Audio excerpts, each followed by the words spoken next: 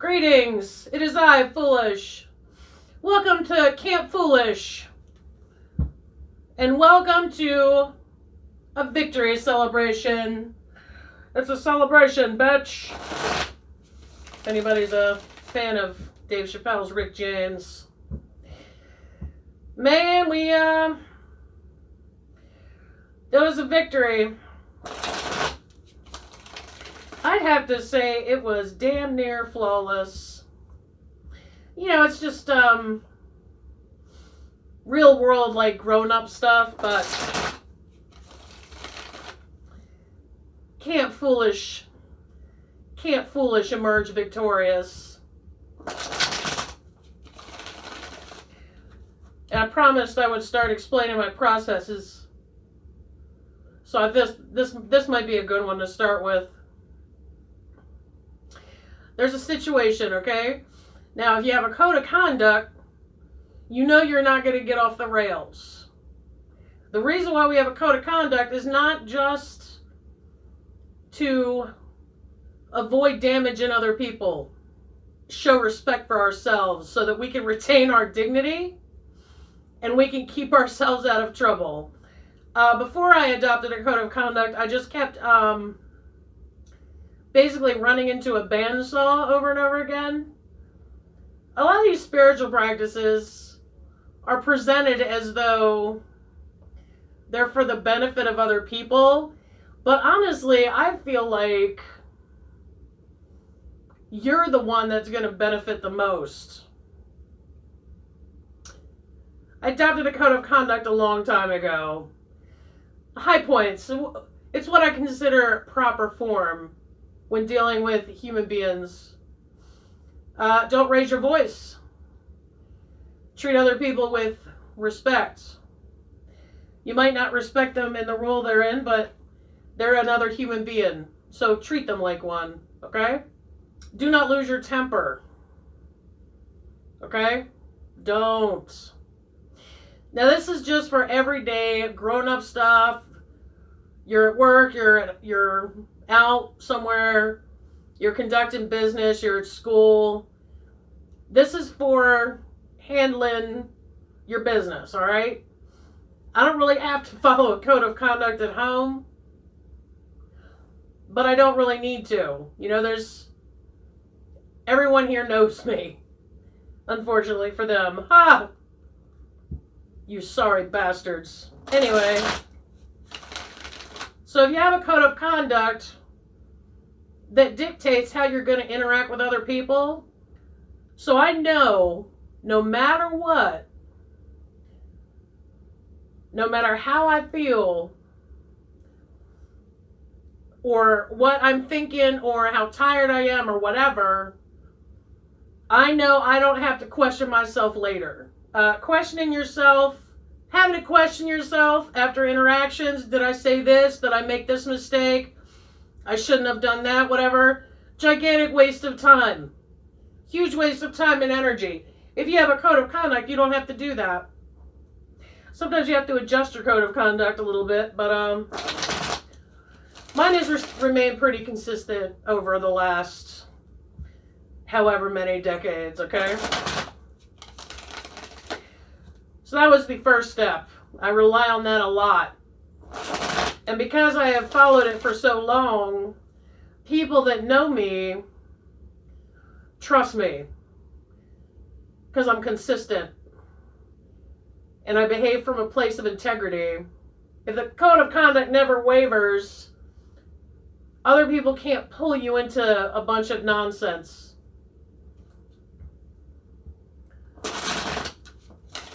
And you don't usually find yourself carrying out terrible behavior for someone else, okay? Also, if you have a code of conduct, you never have to worry about being a people pleaser. Just marinate on that for a while. Like, if you did have a code of conduct, what would it look like? If you are without one, maybe consider getting one. Especially if you're chronically ill. Neurological things, they can make you really super tired and sometimes things can fall out of your mouth that you wouldn't say normally. Well, with a code of conduct, you can just cut that right off at the pass. And it does require practice, just like proper form when you're lifting, code of conduct.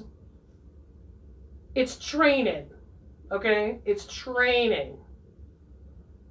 It requires effort.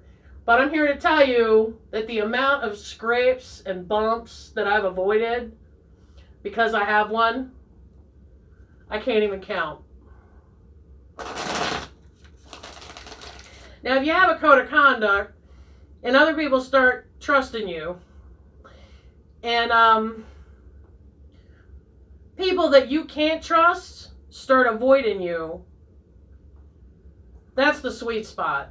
You start dealing with other people that have a code of conduct, which to me, it tells me these are people that have dignity. They respect themselves.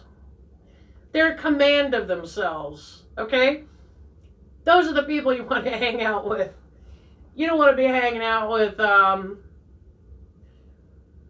those windsock people, let's say, you know, the windsocks at the car dealerships where they're just like flapping around every time there's a breeze. Hanging around people like that, super stressful, exhausting. And I know because I've done that as well. I wish I could get that time back, but you can't. You can never get that time back. Just wasted time. Alright, so code of conduct, that bails me out of a lot of situations, okay? Especially when I'm not feeling good. Just because I don't feel good doesn't mean I get to break my code of conduct. It's like not having cake for breakfast. You might want the cake. You might come up with some kooky rationalization why the cake for breakfast is cool. But you know it's not good for you. You start following a code of conduct and you start thinking in ways where you can help yourself. You start helping yourself instead of hurting yourself. Okay, over the long run. This is a long game. Okay? It's definitely worth the effort, I'm here to tell you. So there we are, Camp Foolish, competing in some kind of game. Well, if we're talking competition, we're talking War Chief. Now, War Chief is multifaceted. It's not about whether you have parts of your personality that are defective or that you should somehow excise from yourself. I don't buy that. I think, however, whatever is in there, just figure out a good use for it. I don't think to myself, oh my God, is this bad? Is this a bad part of my personality? I always ask myself, how can I use it? Can I use it? That's what I do. Because whatever I am right now, that's what I've got. So, honestly, I don't want any dead weight in my personality. I want all my parts to be working together to handle issues and to create opportunities and stuff, right? It's like having a board of directors, except like half of them are toddlers and their feet don't really reach the floor. It's like that. Okay, so competition, War Chief. Grown folks business, adult behavior, maybe not so much, but the drive is what she's good for. Also, she's a security system. She's a security system. She knows whether something's a danger or not. And I mean actual physical danger. I don't mean somebody's threatening to move my cheese, or I mean actual danger. The other thing she's good for is spite. She generates a lot of energy for me. Oops. Sorry, Morgan. I almost broke your leg there. She generates a lot of energy for me by looking at somebody who's trying it, you know? Who's trying to lord over us, if you will. And she says, nah, bro. And she gets defiant. Now, the camp counselor's like, okay, listen, we still have our code of conduct. There's a code of conduct on the wall of the camp, okay? The camp rules, all right? We have our code of conduct, but War Chief can say whatever she wants, okay? And honestly, I think she's hilarious. I also think she may be partially responsible for all the shit talking that I do. All right, so we've got War Chief. She generates my energy out of spite. I use that energy to learn something new, or to work extra hard, or to find a solution. Or she's also great at finding problems. Unless there's some other hidden thing in there that I don't know about. Anyway, she's also great at finding problems. She tells a camp counselor starts looking for solutions. All right? The other thing she's great for is confidence. Just like, I don't know if confidence is the right word, but that's the word I'm using. We can do this. We can win. We can do it, right? Especially in the face of something that's intimidating. War Chief says, we can do it and we will do it. All right? That's extremely valuable. Because, you know, a lot of humans that get, you know, it's something new, they're not sure. If you can find a War Chief in there, and if you know that this thing is the right thing for you, the only thing that's holding you back is your own lack of confidence to pursue it, call to a War Chief. She will get that shit done. The other one we had was on deck was the teenager who loves music. I think she and War Chief actually gang up with each other, and they talk this shit and draw the stick figures. I call her Abyssa. She's very creative, very depressed, very April Ludgate from Parks and Rec. Just very disaffected and very nonplussed by it all. But she loves music.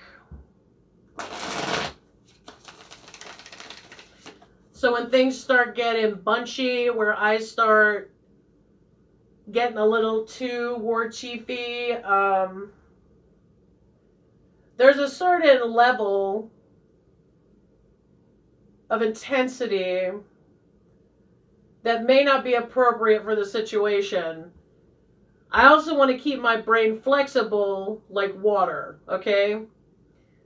Because if you're bunching up with the judgment and the self-righteousness, that's paralyzing, actually. That's paralyzing. If you are stuck in the complaining phase, that's also paralyzing. I want to say, coming off of the last 4 years, I just want to say the constant, especially the last 2 years, the constant. And then when the Macarona hit, the constant, just tied to the news, tied to just desperate for any sort of hope, okay, became a habit, I want to tell you that a lot of stuff is just you've trained yourself to do. Okay? You can always train yourself to do something else. And if you're trying to train yourself to do something new, like stop acting like we're still at this point last year. I've stopped watching the news altogether. I know where I can check to see where my favorite causes are, what their status is. I'll only watch late night shows to get world events because I'm training myself out of what I just did for the last 2 years, particularly the last year. I know a lot of people are doing political readings, and that's fine, but I don't watch any of them. I'm training myself out of it because I want to be flexible, pliable, like a willow, right? Not like a windsock, but a willow. Just kind of bends when the wind comes along, okay? Windsock just flaps around. I don't want to be a windsock. I want to be a willow. So when things start getting a little too intense, that's when I start looking for new music. I start listening to new language. Lately it's hard to find stuff on Tangier Island, but it's always fascinated me. Linguistics from all over the world, they come to listen to those people talk. And Gullah Geechee, fascinating. Actually, one of my friends, she speaks it. So, learn about something new. Listen to some new music. Hey, Bandcamp, right? I didn't realize this, but Order of the Owl just released something new. One of my favorite bands. Listen to that. Find a new genre of music. Something that's foreign to you. Something that you never... there's some real weird shit coming out these days. It's unpredictable. It takes your brain by surprise, okay? This is the equivalent of like taking a dog for a walk every day. Keep your mind engaged in something that is not related to news or your situation or whatever. Something totally creative. I try to keep my brain spongy so it's ready. It's ready for a new challenge, right? I also don't want to pursue a new opportunity while I've still got my head up the ass of the old one, okay? Learn to recognize the stages of decay. If you are spongy brains, you recognize when things are coming to an end and then you need to start looking forward, right? This is my process. And I'll tell you something, that spongy brain, it caught a new opportunity that it wouldn't have if it was still complaining. Or if it was still trying to win an unwinnable battle, to be honest. The only way I could win is by exiting it. And that's what I did. Does any of this make any sense to you at all? I'm here to answer questions.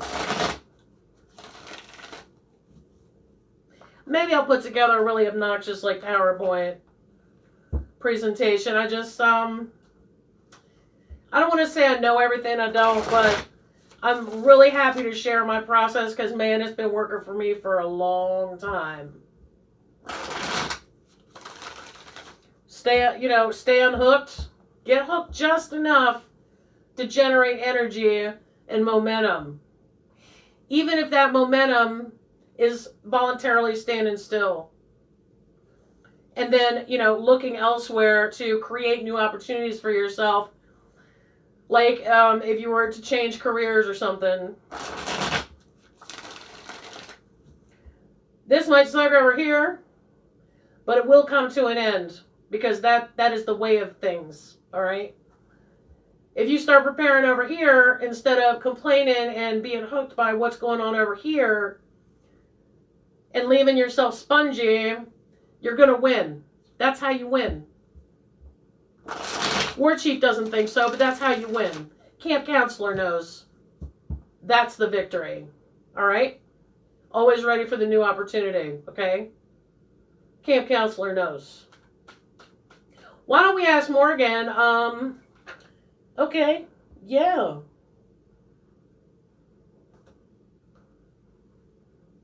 Wow, she's just... Let's see if we can get one more. Actually, I think this one, I knew it. I was like, get that last one that was there. I knew it. Must be the tiger style I'm rocking. Tiger style. I can't do it. My voice isn't that deep. All right. Here's what we got on deck. And I'm happy to revisit this as many times I need to because I can't explain it. I've been doing this for a while. And because of our victory, War Chief gets to wear her favorite hats, one of her favorite hats, and wear one of her favorite shirts. You know? She did a great job. Camp Foolish did a great job. And that's the other part. You know, reward yourself. Reward yourself. Also, the other thing, now I may be at odds with other spiritual people. The one thing I never do, I act now and I reflect later. If I'm handling a situation, I don't give a shit where my emotions are coming from. I don't care. I just deal with them, okay? There's a ton of emotions that come up while you're handling business. I just sit with them, okay? I don't care where they came from. I don't care if they're from childhood wounding. I don't care if it's because I spent my teens and my 20s hanging around a bag of assholes that I may have picked up some maladaptive behaviors and or belief systems. It doesn't matter to me. I can reflect on it later, okay? I act. Whatever comes up, I just ride it out. I contain it. I'll think about it later. I don't need to do a whole... Because if you get caught in that, sometimes you can't move forward. And then if you have a short time period to get something to happen, you'll figure it out. You'll figure out why it happened, how it happened. But I've noticed with myself, it's not always about childhood wounding. Some of that stuff I picked up hanging around a bunch of assholes. That can happen. Regardless, you can resolve it. But I guess what I want to say is you don't necessarily have to figure out the mystery of the origin story. Instead of taking action, or wait to take action until you figure that out, you don't need to do that. You can have two trains running. One leaves Boston at 8 a.m. The other leaves Tampa at 5 p.m. You know what I'm saying? You can act. You can still move forward. Sit with the emotion. This sucks. I'm uncomfortable. I feel whatever. Sit with it. It will lessen, and then you can go back and do a postmortem later. You can do the whole autopsy of the whole damn thing. But if you're handling business and there's a short time window, just keep moving forward. This is a message from War Chief. This message has been approved by War Chief. But you'll always revisit it. Don't worry about that. It's not like you're going to skip over it. You're not doing spiritual bypassing. You just reflect on it when you have more time. Okay? That's my opinion. It doesn't make it right. I could change my mind later, and that's okay too. Nice. Yep. Okay. Damn, Morgan. She was watching. Hierophant reversed. Blind or rigid adherence to an institution or belief system. Tribal intolerance of others who are outside your group. Stale traditions, need for change, nonconformity, break the rules. I'm just going to let that hang in the air because that was basically the whole situation. Here we go with the sun. Clarity, rational understanding, fully aware. Exposed, out in the open. Yup. Like the sun. Brilliant, warm, bright, radiant, pure energy. The promise of a new day. Starting again with a clean slate. And how? Positive, fresh energy, enthusiasm, energy. Fresh energy, enthusiasm. Who cares if it's positive or not? It's fresh. It's enthusiasm.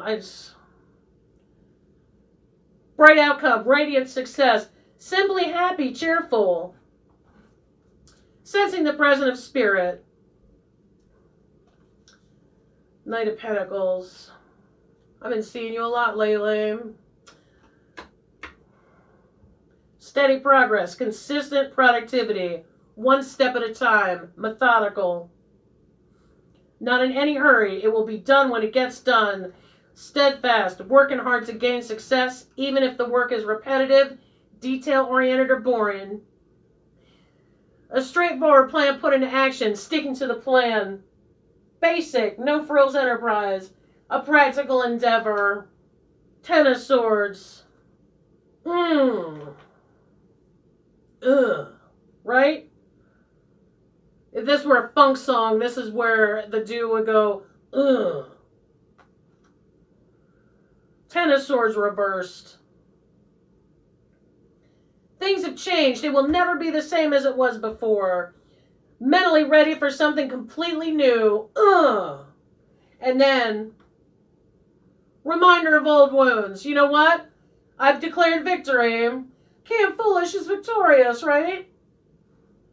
Now I'm going to take the next week or two while I'm waiting for my new opportunity to reflect on all the emotions that came up. You know why? Because we have time now. We can do it in due time. Right? Strength. I haven't seen this girl in a while. She's giving the lion cuddles.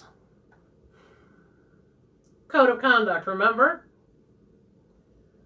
Bringing a situation under control without using overt force or aggression. Mindful power. Well, that's what I'm talking about. Soft approach, gentle persuasion, calm patience, inner strength, quiet courage, compassion. Mastering your own animal impulses. Taming the wild side, civilizing, boom, boom. That's how we brought it home, Mama. That's how we brought it home. Oh my God. I should have had walkout music, like an MMA fighter. It would have been March of the SOD. Which obviously I can't include because of copyright issues. That's what I'm talking about. That's exactly right. Thanks, Morgan, for telling the nice people about our victory. Thank you for joining me. I will see you at another time.